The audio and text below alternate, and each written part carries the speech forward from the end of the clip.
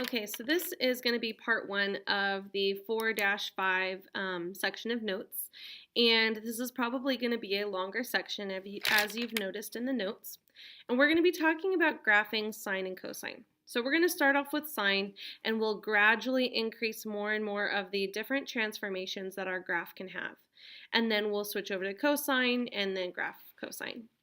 Now the first thing we need to do is fill out this table of values here. So if I plug in 0 to sine, sine of 0 is 0. Sine of pi over 6 is 1/2. Sine of pi over 3 is root 3 over 2. And then 1. And then we can start to see this kind of pattern appear here. So square root 3, 2, 1/2, and then 0. And then now we're going into the negative values.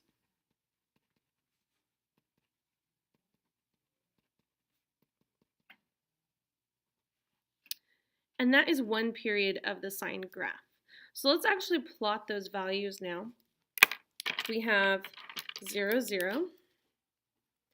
And if this is pi over 2 and cutting this into thirds, then at pi over 6 we have 1/2.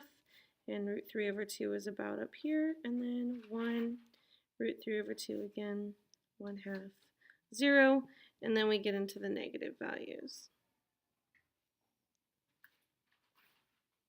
And that's our sine graph by plotting those points. Now when we graph this function, we won't always use this many points. This is one period, and we will always graph at least one period.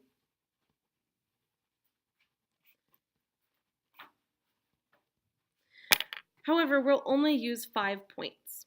And we will always use the first point of the period, the last point of the period, the halfway point, and then what I call the quarter points, the first quarter and third quarter. Those are the 5 points we will always use to graph sine, and we'll do the same for the other trig functions as well.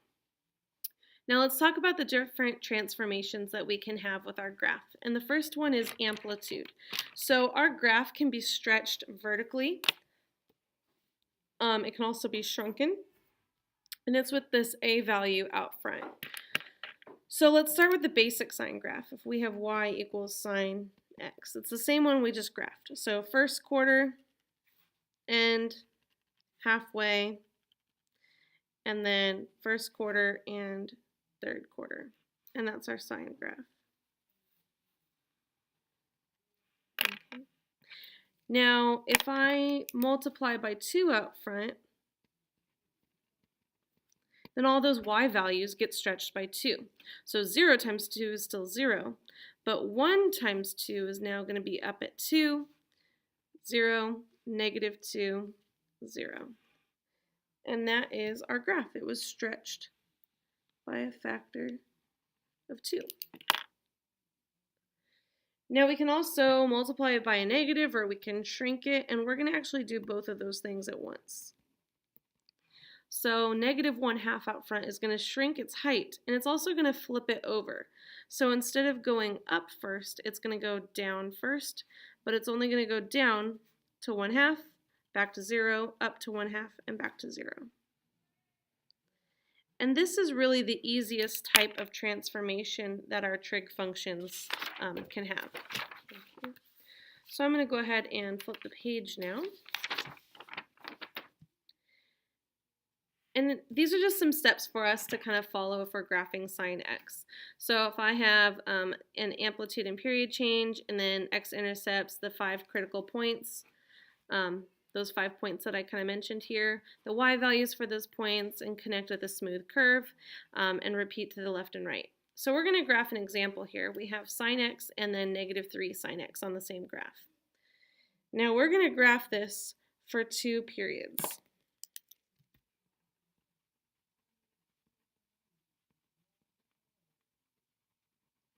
So we want to have 2 of these cycles repeat. So sine x we just graphed ends at 2 pi, 0 here, up at 1, down at negative 1. And then we can repeat that going in the other direction. Now it doesn't go up over here, it goes down over here. So we need to have this smooth curve repeat its pattern here. So this is the sine curve. And then let's graph y equals -3 sine x. So the negative means it's going to go down first, and it's going to be stretched by a factor of 3. So it's still starting at 0, down to the -3, up to the +3, zeros and zeros. And then the same thing over here. Now it'll go up first over here, and then down first over here. So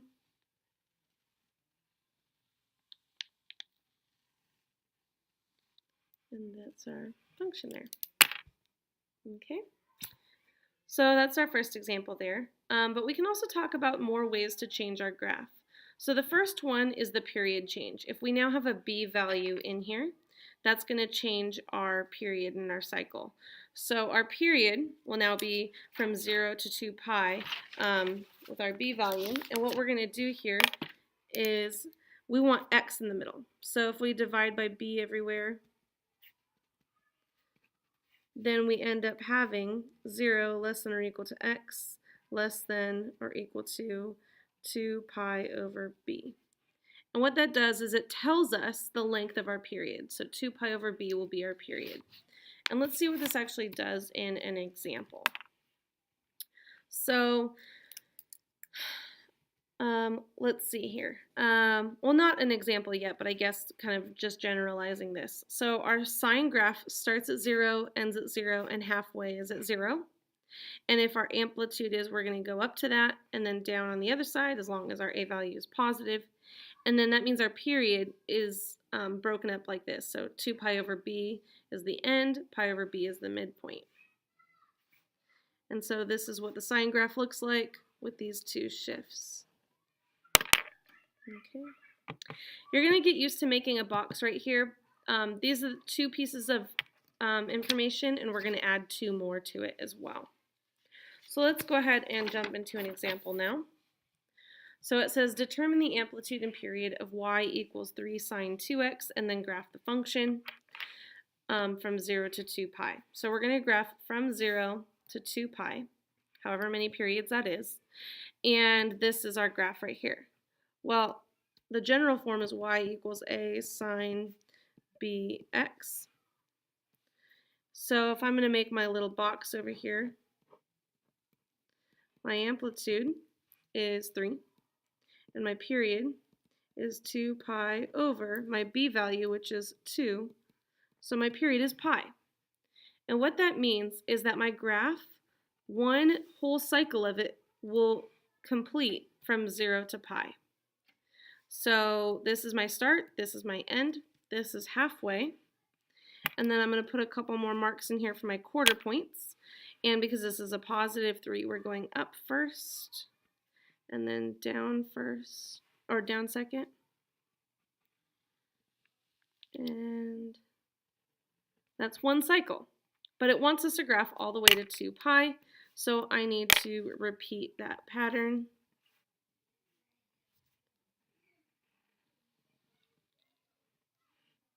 And that's it. We have our box, we have our graph from 0 to 2 pi. Now, like I said, there are more shifts that we're going to be doing. So the next shift is called our phase shift. And we have bx, and now we have a minus c in here. So what that's going to do is it's going to shift our graph left and right. And if it's minus c, it's to the right, and if it's plus c, it's to the left. So opposite of what we would think.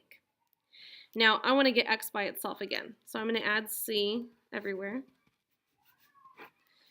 And then I'm going to divide by b. And now I have c over b and x and 2 pi over b plus c over b. Now, this is my start, and this is my end of my sine graph. So I think it's really helpful to do this every time so that you can see exactly where your graph is going to start, where it's going to end, and then doing your halfway and quarter points is a lot easier. So like I said, this is called the phase shift. Okay, this word right here. And Now we also need to include this in our box. So now we have three things: our phase shift, period, and amplitude.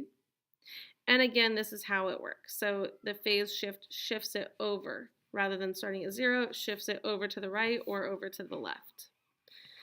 So let's go ahead and see this in an example. So here we have y equals 4 sine 2x plus 2 pi over 3, and we want to graph just one period. Now, remember our general equation is y equals a sine bx minus c. So if it's a plus, we're moving to the left, 2 pi over 3, and then actually divided by 2 as well.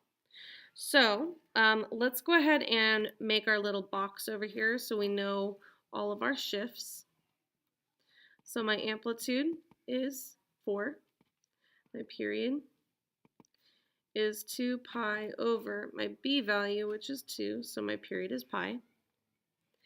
And then my phase shift is 2 pi over 3, and then divided by my b value, so c over b.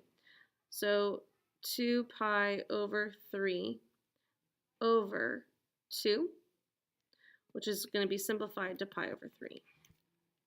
So what that means is my graph, rather than starting at 0, is actually moving to the left pi over 3. And it's left because of this positive. Okay. So let's go ahead and set up our graph here. I'm starting over here at negative pi over 3. And actually, you know what? Before I finish setting up my graph, let's set up this. We have 2x plus 2 pi over 3. And it's normally from 0 to 2 pi. But if I solve for x, that's going to show me where my graph starts and where it ends. So minus 2 pi over 3 and minus 2 pi over 3 minus 2 pi over 3. And we have negative 2 pi over 3 less than or equal to 2x less than or equal to 2 pi minus 2 pi over 3 is 4 pi over 3. And I'm going to multiply by 1/2 to get this to cancel out. And those can cancel, and I have negative pi over 3. And over here, that's going to reduce, and I have 2 pi over 3. So this is my start, and this is my end. So we have our start, negative pi over 3. And I'm going to count by pi over 3, so negative pi over 3, 1 pi over 3, 2 pi over 3.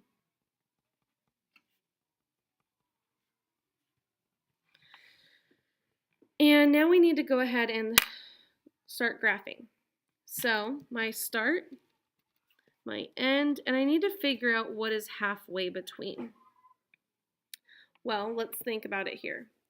If this is 0 and this is pi over 3, then this would be pi over 6. And that's actually exactly halfway. So I'm counting by pi over 6's here.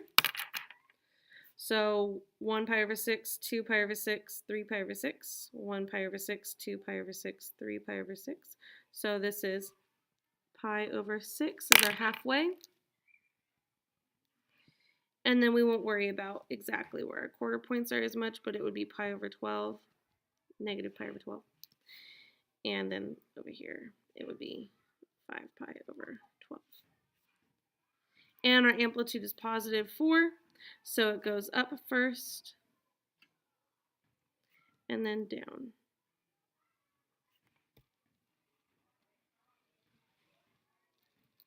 So let's take one more look at that. We started here with setting up our start and our end, start, end, halfway, first quarter, third quarter, and we have our box. And so that's a pretty good example of what to expect to be able to graph. And I'm going to end part 1 of our video right here, and then we will pick up with the graph of cosine.